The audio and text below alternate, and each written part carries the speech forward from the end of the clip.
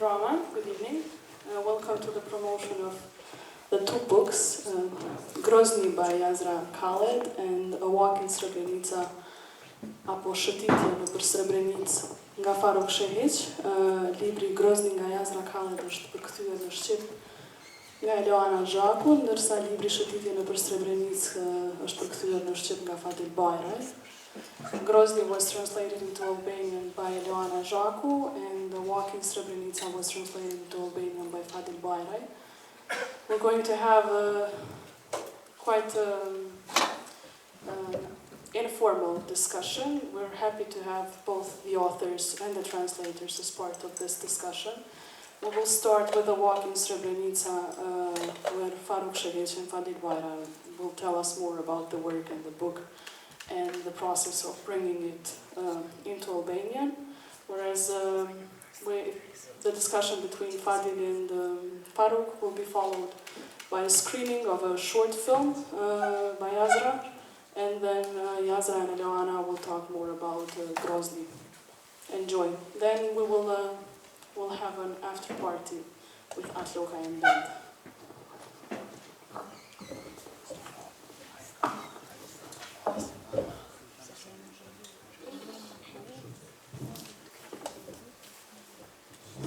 So I'm the author of the book, and we don't have book here. So it's like we have this promotion of the book that I didn't see yet. So this is this book, Walking Through the Srebrenica, is a selection of my poems from two books. One book is called Hit Depot, the other is Trans Sarajevo, and they published. Originally, they appeared in the Sarajevo 2003 and 2006, and Fadil and I, we have like conversation through Messenger, Facebook, and she asked me to, or maybe he, sorry.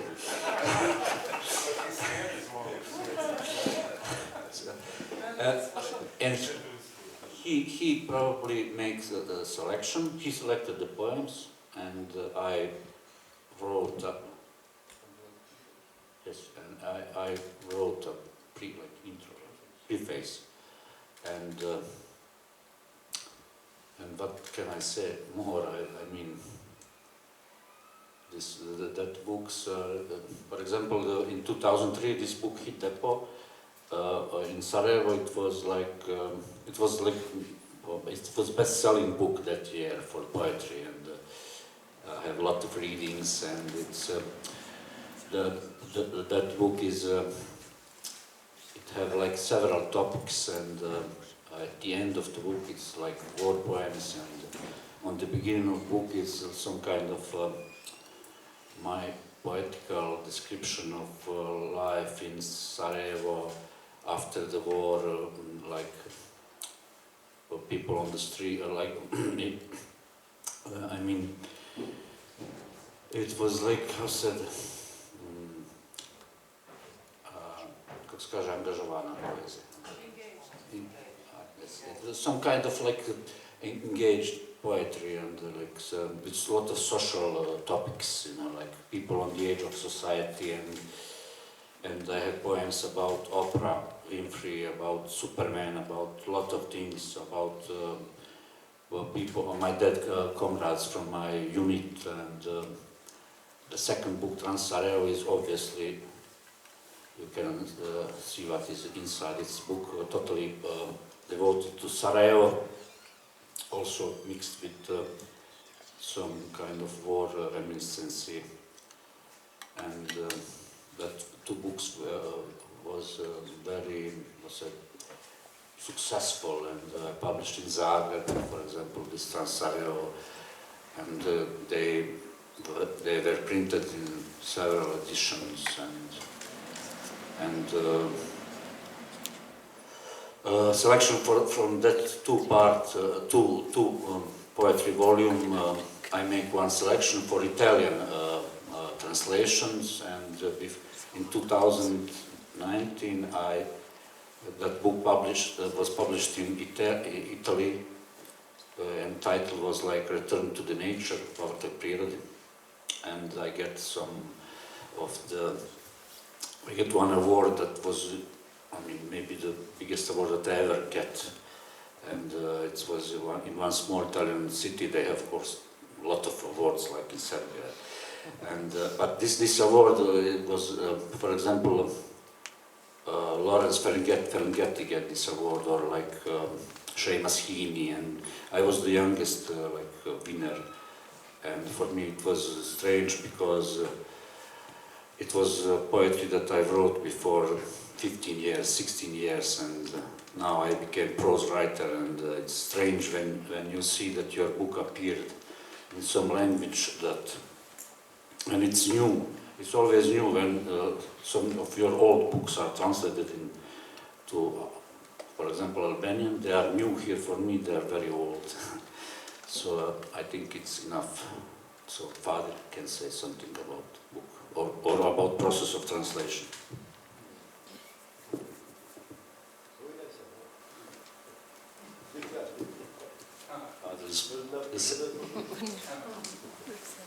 He chose to speak, to not to speak.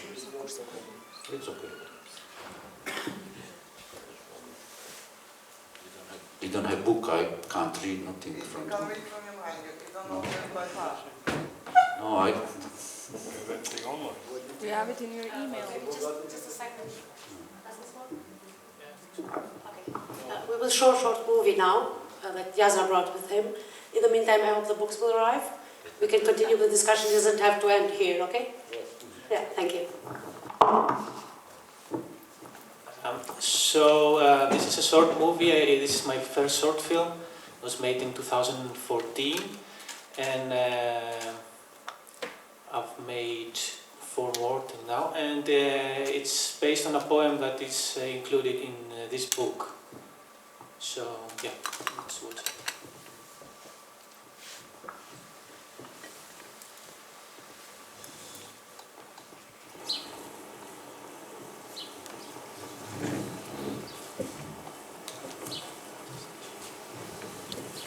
Αιγαίο ή η κοροτρυπίδα του θανάτου.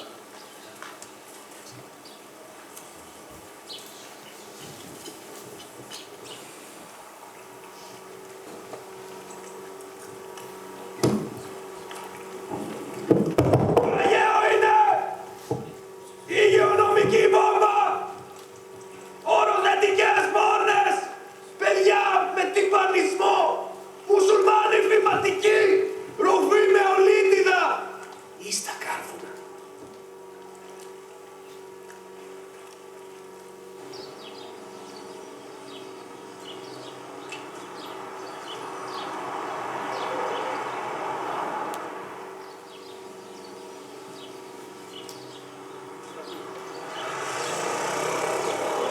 Στο νησί φιλοξενία παράνομων μεταναστών, ο δήμαρχος είναι επιχειρηματίας, ο παπάς είναι επιχειρηματίας, ο μπάτσος είναι επιχειρηματίας, ο χρυσαυγίτης είναι επιχειρηματίας, ο επιχειρηματίας είναι επιχειρηματίας, ο ροφός είναι επιχειρηματίας, όλοι ολίγων τι, φασίστες επιχειρηματίες. 28ος μεσημβρινός, ο σκληρός. 27ος μεσημβρινός, ξηρά εμπρός. 26ος μεσημβρινός, ύφαλος. 25ος μεσημβρινός, το καϊκί μπάζει νερά. 24ος μεσημβρινός και 36ος παράλληλος γωνία. Στα βαθιά.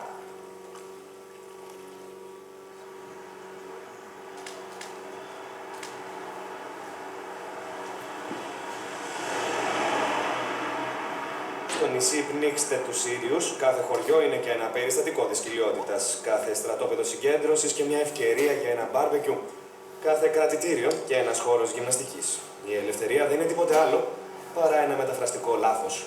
Τουρκικά μόνο μιλάει ο ροφός.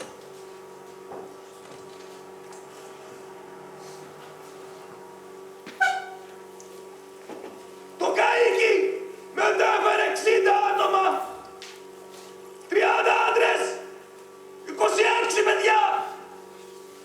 Τελικός προορισμός ήταν η Βρετανία. Κάτι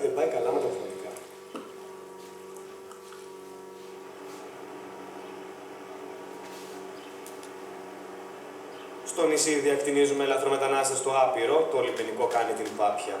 Οι αριστεροί κάνουν την πάπια, η πάπια κάνει την πάπια, οι φασίστες τρώνε την πάπια, οι μπάτσοι κάνουν μάκια, τα ψάρια τρώνε πακιστανάκια.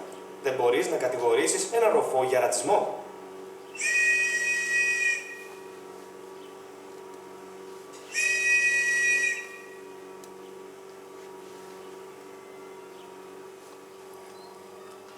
Τα στρατόπεδα γίνονται χώροι φιλοξενίας. Οι αποδίκες γίνονται χώροι φιλοξενίας. Τα γυμναστήρια γίνονται χώροι φιλοξενίας.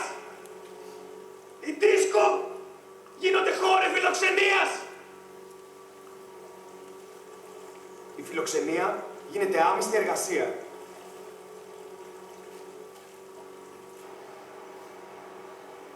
Στο νησί θα σας γαμίσουμε τα πρέκια, όποιος δεν βρέξει φασίστα, ψάρι δεν τρώει. Οι τοπικοί παράγοντες συντονίζουν τη μεταναστευτική ροή. Στο αίμα βουτάνε το ροφό, για τα μάτια της Frontex ψιλοκόβουν μαϊντανό.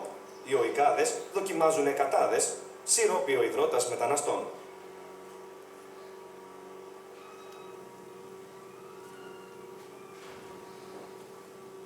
Στο Αιγαίο οι Έλληνες υποδέχονται, φιλοξενούν, επαναπατρίζουν. Ενδιάμεσα χαμούν, πουλούν, βασανίζουν. Ύστερα γονατίζουν στο σταυρό. Στην πρόχα καρβώνουν το ροφό.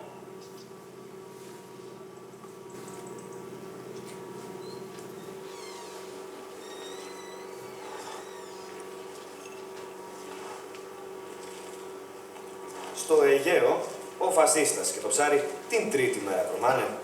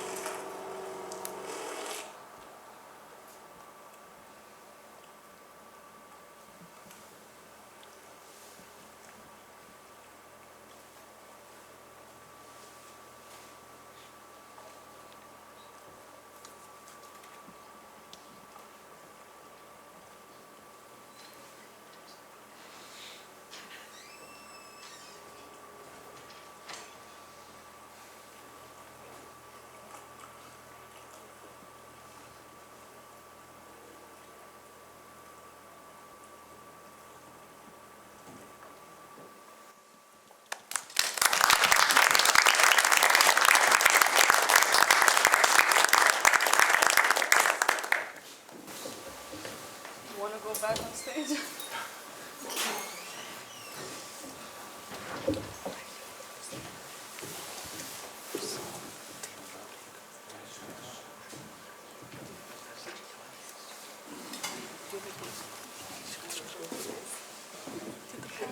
Okay, thank you, Eleana. Eleana would like to read the poem from the Albanian.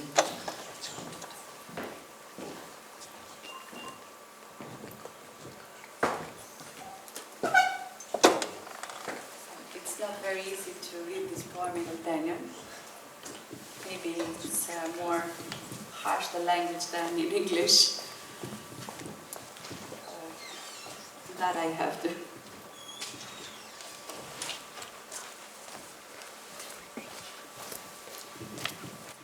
E gjeu vëra e vdekjes. E gjeu është bombë higjeno-sanitare, prostituta me AIDS, fëmijë me barqe të fryrë, mysliman me tuberkuloz, peshq mustak me gingivit ose mbi qymyr, në ishullin mikpritje migrantësh të palishëm, kryetari i bashkisë është biznesmen, prifti është biznesmen, polici është biznesmen, militanti i agimit të artë është biznesmen, biznesmeni është biznesmen, peshku mustak është biznesmen, të gjithë nga pak fashist biznesmen. Meridiani 28 i ashpri, Meridiani 27 para drejt tokës, Meridiani 26 gji, Meridiani 25 varka futuj, Meridiani 24 dhe këndi paraleli të 36 në thellësi. Në ishullin mbytni sirianët, çdo fshat është dhe një rast kapslëku. Çdo kamp përqendrimi një rast për zgarë. Çdo qeli dhe një palestër. Liria si gjë tjetër veç se një gabim përkthimor. Peshku mustak flet vetëm turqisht. Varka transportoi 60 persona, 30 burra, 26 fëmijë. Destinacioni përfundimtar ishte Britania e Madhe. Diç shkon mirë nga ana matematikore. Në ishullin teleportojmë emigrantët e jashtëligjshëm në pafundësi, punojësi i portit bën guhakun, të majtët bëjnë guhakun, guhaku bën guhakun, guhaku ha guhakun, fashistët han budakun, policët bëjnë puç-puç, peshqit han pakistanuc, s'mund të akuzosh një mustak për racizëm. Kampet e përqendrimit kthehen në vende mikpritjeje, depot kthehen në vende mikpritjeje, palestrat kthehen në vende mikpritjeje, diskot kthehen në vende mikpritjeje, mikpritja kthehet në punë të papaguar. Në ishullin të tyrqim ropt, kush si lëpijet në një fashisti, s'ha peshk. Autoritetet lokale koordinojnë rrymat e migrantëve, ngjyrë mustakun në gjak. Për sy të Frontexit Green Hall Majdanoz, forcat speciale provojnë gliko speciale, shurup djersja e migrantëve. Në Egje, grekët presin, mikpresin, riadhësojnë, ndërkohë shkërdhejnë, shesin, torturojnë, më pas gjyqëzojnë para kryqit, mustakun gozhdojnë, në Egje, fashistët e peshku, ditën e tretë ku tërbojnë.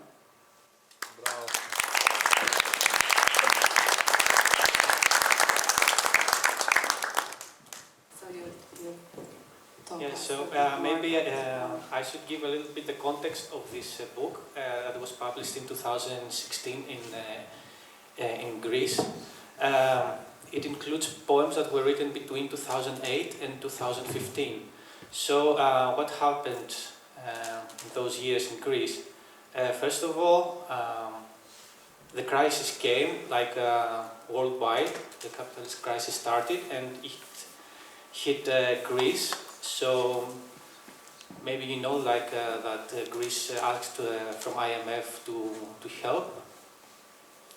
So there was this IMF program, which meant that wages were cut down, pensions were cut down, and all these economic measures that took place in those years. Also in 2008, December the 6th, a policeman shot a 15-years-old kid in Exarchia, like 100 meters from where I live, and the kid died. And then what followed were like 7 days of white riots in Athens that were unruly. They were not organized by a party or anyone else. and they were mainly held by second-generation immigrants and young people like under 20 years old. What else? Like many people left Greece to find job abroad. And the Greek state and the media starting promoting the Nazis. Like there was this really insignificant Nazi party, Golden Dawn, and then the media started promoting it really heavily. And the party got into the parliament. So the media they created this illusion of the Nazis dominating the streets, which was an illusion that was not true. Because the Antifa movement started growing up, and there was this, battle for the streets of Athens, actually, which the Nazis lost, although they were backed up by the police. And also, what else? And hip hop starting booming. Yeah, maybe. And okay, and there was the war in Syria, so there was the second big wave of immigration towards Greece. The first one was in the beginning of the 90s from Albania and ex-Yugoslavia and from the countries of the ex-USSR. So all these people started coming to Greece, and the Greek state did its best to drown these people, and there was this how can I call it? There was this. There were thousands of people coming, and Greece just starting putting them into camps, and starting asking money from the European Union, and now actually the Greek state starting building all this what we call concentration camps. So there are thousands of people there that are in prison without any reason, and some of them are closed camps, so people cannot get out, and some of them are, let's say, open, but there are still camps, and many people are tortured there. They are beaten up, and they die, and nobody learns about it. So that's more or less the context of this book. And at the same time, there was this need for me to write because, the poetry in Greece didn't discuss all these things. There was this silence that nobody talked about it because poetry shouldn't discuss these things. They are not poetic things. So I thought, okay, somebody should do that. So I started, writing these poems, and I tried also to use everyday kind of language and the language of the, working class and of the youth and hip hop and all that, trying to bring some new rhythms into the language. Yeah, that's all.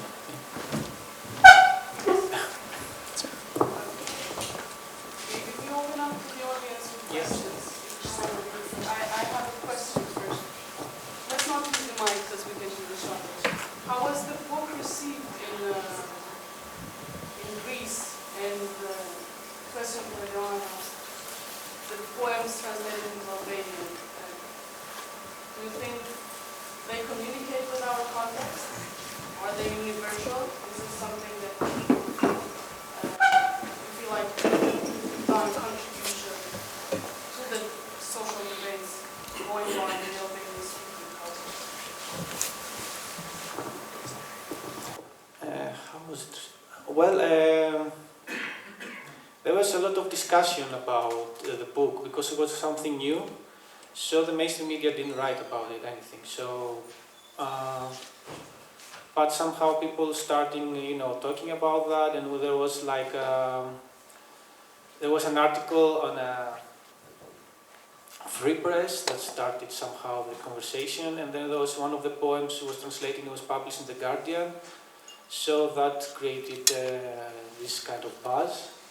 So they were, starting a discussion about what is poetry, what is political poetry, all these questions, and you could say that the establishment was quite against the book and everything that it represented, but there was many people from the, let's say, anti-fascist scene or the leftist anarchist scene that they liked the book, I think.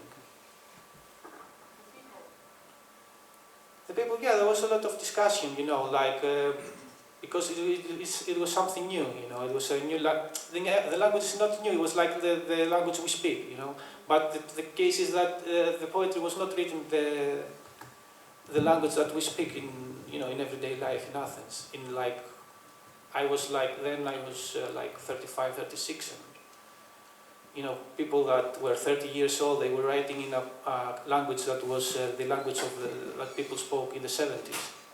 Has nothing to do with, and the topics they choose, because they were really difficult years and were all these things happening, and somehow nobody was discussing that in literature and poetry. And I mean, for me it was why is this happening? It's quite obvious that, okay, if you create art, you should, but a part of it has to do with what's going on in society, and nobody was talking about that.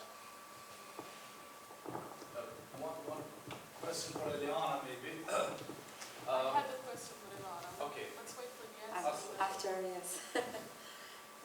It was Yeton first that entrusted me the translation of the book, and I thank him a lot. It wasn't very easy, the translation of the book, especially, that's why I chose to read in Albanian the piece that was also in English. But yes, finally yes, it talks to the Albanians of Kosovo, to the Albanians of Albanians, and to all the nations and to all the people that have passed from the experience of migration, of refugee, especially for me that before going to Brussels, I used to live for 11 years in Athens, and I know by close how it is to be an immigrant and to see the behavior of the police. But the book speaks to many categories, speaks to the immigrant, to the refugees, to war refugees, to the people that, the unemployed people, and to the poor people, to the young people that are not very optimistic about the social and the political life of their countries. So I think that it fits to every country, the translation of this book. But I would like the people to say how they perceive it, because for me it's different. Now the question is, I have two questions, one for you and one for Faruk after. So the question for you is, while translating Jazra, do you see any difference between him, his style, the way he approaches poetry and his sensibility to the different topics in comparison to other Greek poets that you have been translating and reading and things like that? Yes, it's totally a different book to everything that I have translated until now. I used to translate more classic poets and writers, but it's a bit closer to the first Greek writer that I translated in Albanian. It's called Dimitris Dimitriadis. Dying as a Country is the title of a book and has some similarities. But yes, it's totally a different style, and I try to do my best to bring it in Albanian. It's especially the Albanian reader in Albania is not very used to this kind of poetry. I think here the people in Kosovo and in the countries of ex-Yugoslavia are more familiar with this kind of poetry. In Albanian, they have more classical tastes, and it's more suitable to the to the people of Kosovo.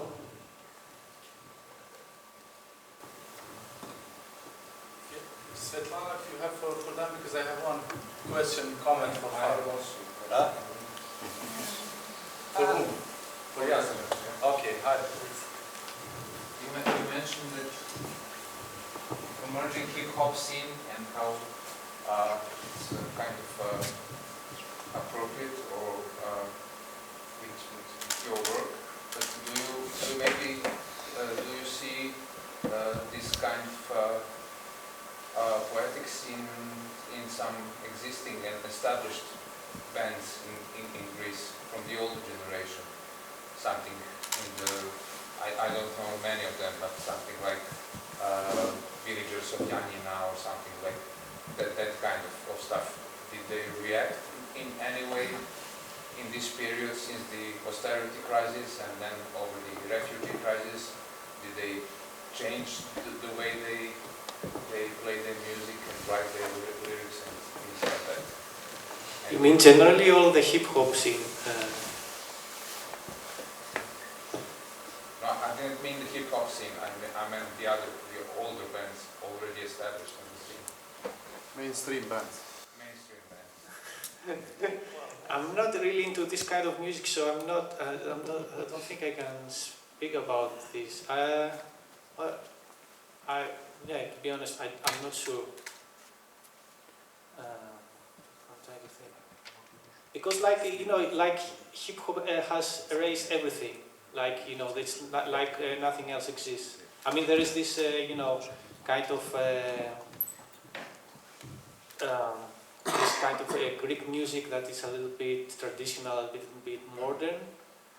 But you know, it's. I don't think they have like these political lyrics. No. But I'm not sure. I cannot really. Yeah, there are some people who, you know, they have this social criticism a little bit, but they don't have this very aggressive, you know, fears like talking about things that. You know, it's like, as I said, it's about talking like the language that people talk. Like when you, like for this, all these rappers, they speak in the language of the working class, and they say at the same time the language. So that's make it very compelling, I think, and that's very successful. That's why it's very successful. And it has all this power, you know. So I think the young people, they don't. They only listen to hip hop, like people under 30 years old. I think the vast majority now in Greece. Yes, okay. But as I said, I'm not sure, you know, because I'm not really into. I don't follow the other kind of music, so I may. Can I proceed with my question? Thank you. You know, that first night when you were reading kind of form of poetry, I did approaches, you know, because it reminded me incredibly, in a powerful way, of Katerina Gogu and Gogo and the Greek artists since the 70s, and we talked prior about Sean Bonney, and I did kind of see you as a kind of an orphan of Sean Bonney and his poetry. He's this kind of a ranter who speaks in this kind of a stripped down language, you know. And I'm just interested in your kind of ancestry, in terms of poetic ancestry.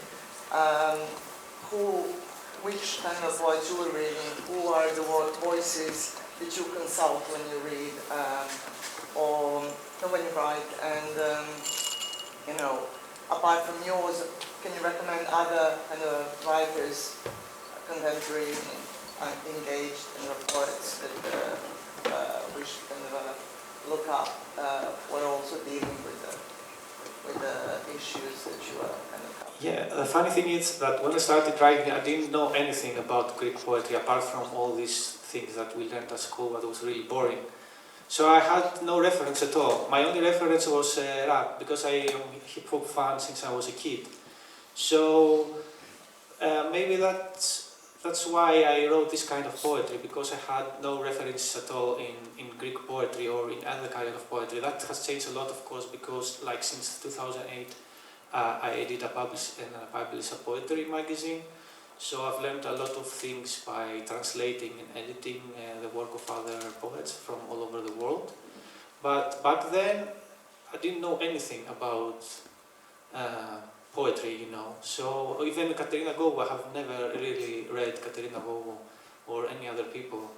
And also, like when I chose a pen name, I was like, I thought that nobody uses his or her real name in poetry, because I was, I didn't know. So like, okay, it was like, hip hop, everyone, you have to have a nickname, pen name. So I chose a pen name, and then when I went to the first poetry festival, I thought, okay, nobody reads from the book, in hip hop. Like, you should learn it by heart, and you go up and you just, recite or speak. So I was like, yes, I was completely ignorant. I had no reference at all, and that makes it that made my poetry like different from the other stuff, from the poetry that was back then dominant. And since then, I can say there is. I saw an official poetry scene developing in Greece. So back then, 2008, 2009, when I started writing and when we started the magazine, there was this perception of poetry, about poetry being really elitist kind of art and boring and only for a few people, But I think that has changed a lot lately, and there are many people, young people writing, and because the publishing system in Greece is somehow really corrupted and rotten, you have, for example, you have to go and pay a publisher to publish your book, and you don't only pay the costs, you pay you pay for the brand. So, for example, a book that costs I don't know, 500 euros, they ask you 2,000 euros or 3,000 euros, and working class people don't have that money. So that meant that working class people were excluded by the publishing system. So their voices was not heard.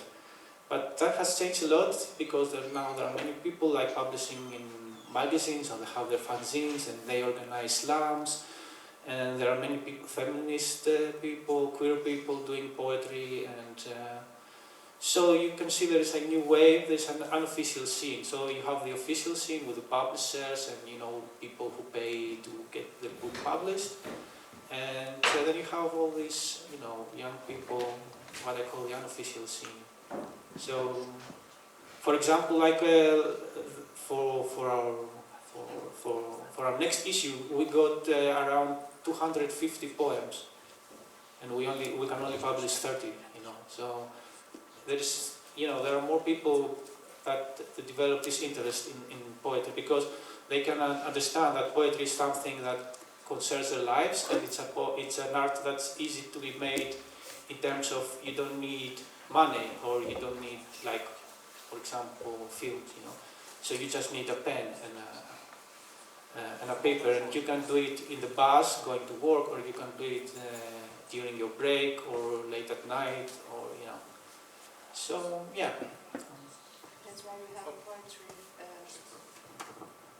Why I'm getting bored from the Greek. Yes, that is also included in the book. From the Greek poetry. Has the book been translated to any other language apart from Albanian? Actually, this is the first time that the whole book is published in one language, and poems, they have been translated in many languages. Okay. There's some signal somebody said. Oh, okay. There are all the poems. Yeah, there were a few poems in a In a very modest way. You do have a book, right? sorry for promoting it. No, just an addition, because what I was when I asked about other poets apart from the one published in Teflon is that is there now this at least in London in this unofficial kind of subversive underground scene? There are quite a lot of chapbooks, like tiny pamphlets, or there's the T-shirt that I wear yesterday by Sticky Fingers Publishing, which they're like every 2 months they have an open call and the theme are let's say obstruction, and then whoever respondent they select, they publish in that 30 pages, like 15 authors or something like that, and then you can get who is writing, who is kind of active and so on. So it doesn't have to be individual books by individual kind of poets, and I'm much more in favor of these little kind of collections, on a topic or on a theme, because then you see, who's doing what, thinking how, and which language is kind of how language treats the topic or the issue. So are there these chapbooks and cheap kind of samizdats and pamphlets in Athens? Yeah, there are a few, but actually there are fanzines more. So yeah, you can see maybe young people getting together, publishing a small thing, and then they go on, and that's how our magazine works. We get always there is an open call, every day there is an open call. During the whole year we have an open call, so people just send their work, and you can see how. And there are people who just, they are really good writers, but, they don't see themselves as poets, so they will never publish a book. They're not interested in that. So they maybe write 5 or 6 poems every year, and they send it to us, and we choose some of them. I have one question for Faruk, because I see his future publisher of the novel Knjiga o Uni here, and I feel a need to kind of give a short explanation, because we were supposed to have a book of Faruk here, and the publisher, of course, he's not here, and the books are not here, and I think it's not by accident, it's kind of a statement, because it's part of the fact of his disbelief in continuation for this festival, but also for this cooperation between Kosovo and Serbian artists that we've been having in frame of this. Thank you. No, it's in frame of this festival. So I am completely not surprised. I would have been surprised to see him here. So in any case, we have Faruk, and this is great, and we have Fadil. So let's thank them, both of them, she, he, who, and let's bring Faruk to stage, and let's ask him about his next book that is going to be published by Beatsy, as I understood, and Beatsy is here, Bejet. So, floor is yours, Faruk, also. Few information on the book. Give us this microphone and take the other one. I have a question for Faruk. So, it's my destiny that I will talk about book that they are not existing at all in Albanian. One is existing, but it's not here present. The other will probably be translated. So that's the novel, my first novel, published in 2011 in Sarajevo, Zagreb, and it's translated for now it's in 14 languages. Last language was Ukrainian, and I also have. I signed a contract with one Greek publisher before 3 years, and he never sent me. I never heard the voice from him from 3 years. But it was maybe Nestoras Polukas or something. Yes, I know. But I'm not complaining, just... We'll talk later about Vakigo. Yes. Come and ask me about it. You didn't find the money for him. So.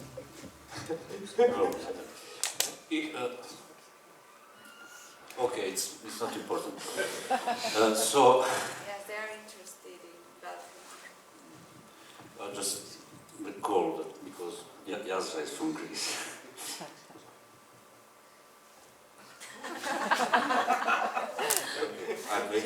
no. So it was a novel. Yesterday I talked with Vladimir and Yeton. In 2005, I started to write about novel, and I wanted to write novel about nature, pure nature, no humans, no humans at all. And I was writing a novel, and in one moment I see that it's still not standing. I mean, it was some parts of the description of the nature, and what can I do with that? It's not novel.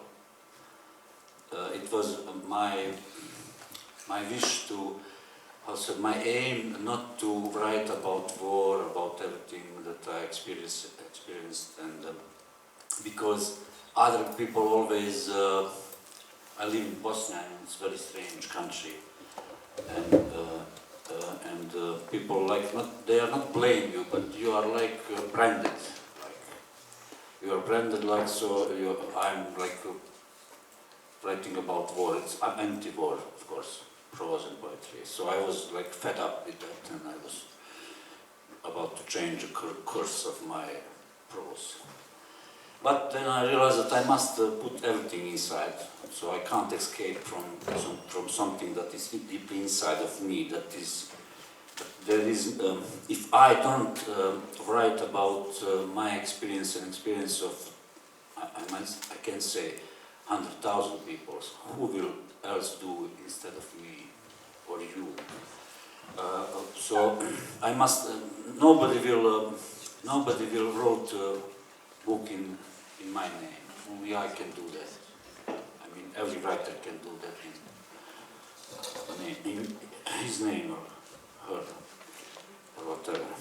And so I wrote the book, and I published the book, and I didn't know that when I wrote it, I was not thinking about success and anything, and it was like I sell like 1,000 copies in Bosnia, like probably 6,000 copies in Bosnia. It's a small country, 3 million country, 3 million citizens inside. And so it published in Croatia, in Slovenia, in Macedonia, in Serbia, in Belgrade, and in a lot of languages. And I was constantly touring through all these countries, and I have countless promotion, and it's book.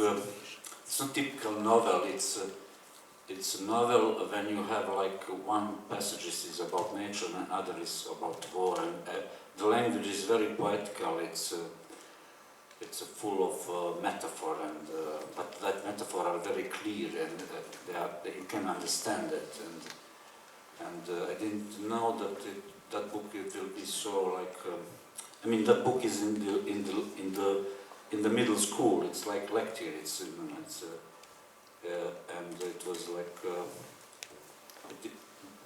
before I had one book of short stories, and I didn't know that when you wrote a novel, it's totally different. You open some kind of totally different horizons, because you get more readers and different kind of audience, and sometimes when I scroll into social media, I see some parts of some text, and I read that and I say, oh, who is the author of this text? It's so familiar to me, and it's my text. I mean, from this novel, because I forget it, because for me it's like it's old. You can't be the prisoner of one book. You like it? It's like you recognize somebody that you don't see for years. Sometimes it's pleasant, sometimes it can be not pleasant. But mostly I'm satisfied, and yes, that book is like my most successful book. I don't know, maybe it's not the best. I can't. It's like you have children. So who is the most beautiful? So it's a novel, yes, I started as a poet and switched to short stories, and then I wrote a novel, and after novel I returned to poetry, and then I wrote one short story books, and then I wrote one novella, and now I finally finished my second real novel, like long novel, like, I don't know, it will be published probably next year. So I think this is enough.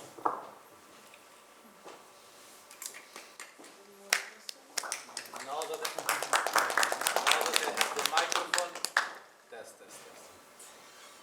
Even the microphone is not working. If I, by accident, took the role of moderator, but I have the microphone and now we have a voice. And if you guys from the audience have any question, I'll be happy to handle the microphone to you.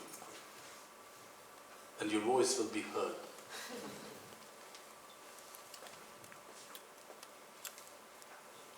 And if not, we ask the people in the panel or in the... I can sing. Yes, you can sing. I want to make a connection to Bosnia and the war there. One of the things that were never discussed in Greece was the involvement of the Greek state and the Greek paramilitary groups in the war of Bosnia and their role in the massacre of Srebrenica. That's one of the issues I've written in this book. So yeah, it was a total silence because, and you know, there was only one autonomous working class group that wrote this, published this book in the late 90s.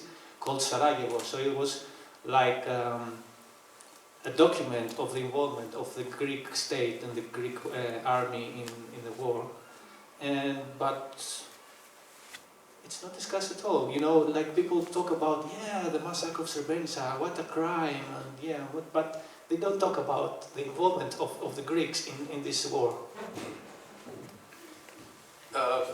The book of Jazra is here in Albanian, so feel free to take a copy. But in the meantime, Ardiana was able to find a poem that is published in that existing book that we don't have it here, and I think she's willing to read it, right? So we finish with that poem of... no, I don't think I'm good. Of Faruk. So let's finish with this poem, and then we take the book. Whoever wants to take it, and then we go to the music concert by Art Ljoka, and we get drunk and we finish it. Okay, it's from the same book. It's the Albanian translation, translated by Fadil Bajraj. Kur isha në Srebrenicë për herë të parë, duke dëpërtuar nëpër ajër për shkak të libetisit dendur si gjelatin, ecja nëpër qytet që është vendosur në dhe. Në të më shumë kishte qenë vendacak se sa njerëz në rrugë, gjithçka që shihja shndroi në diçka tjetër. Shtëpia këtu nuk është shtëpi si kudo tjetër.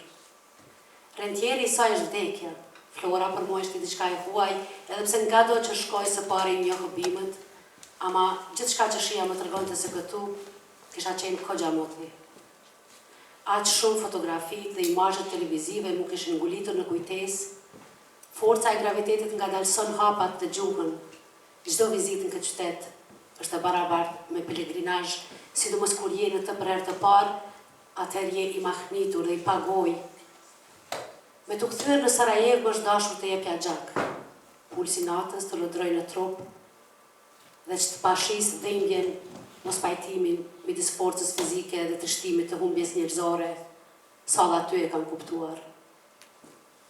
Kur isha në Srebrenicë, njëherë pata shkuar nga drejtimi kundërt nga Beogradi, më pat kapur një sulm alergjik në fillim të rrugës dhe një frikë paniku se do të vdesja nga zënja e frymës. Pastaj natën, shëtisja rrugës Srebrenicës i shëruar. U ktheva në shtëpi në zemrën më të zezë të errësirës. Përgjatë bashkës së mësuesit dhe Reuf Selmanagiqit të Ziut, dritaret ishin pasqyra të errëta, nga u gjaku shpërthen vetmia në vend të litarit të tymit. Këtu mbizotron një heshtje të mërshme, elementi i pest, gjuha e atyre që nuk janë më. Shtëpit i kam imaginuar si qenje të gjalla, që në kokën time këtë hapësirë ta popullëzoj me jetë. Proje gurgullonte midis vendbanimeve të errëta, në anën tjetër të perdes, errësira lëshonte miceljet e veta.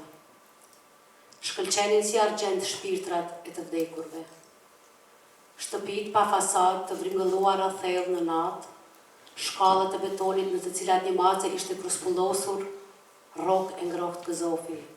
Dhe njëftua i lënë në shkallë për të pjekur shëtitja gjatë natës në Srebrenicë, me mbush me shpresë. Më afron të yjet e shpëtimit dhe ja kthen dignitetin qenësime, kur isha në Srebrenicë. E ndjeja rrëmujën kolosale të kozmosit pa Zot, peshën e trupit tim të cilin këtu thuajse e bartja sipas dënimit. Po, ndjenja e fajit është ajri që e thithim. Asnjë poezi për Srebrenicën kur nuk do të arrijë fundin e vet. Trishtimi pafund është muzika e saj, trashëgimi e shpirtrave tonë.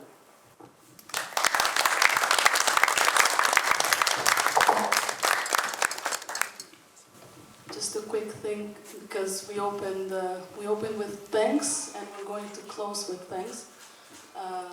Here we close Polip 13. Thank you to all of you who have been with us these 3 days. I think this evening is symptomatic of what we have been discussing all these 3 days. We are here with translators who insist on translating, on making literature accessible, and we do have publishing houses and publishers who treat this as business and who don't show up. We are in this theater where installing an air microphone fucks up the electricity while waiting since 2 years ago, 3 years, for an answer from the municipality for renovation. So we still insist on making theater, on making literature. We insist and we resist, and we're going to keep it up. Thank you.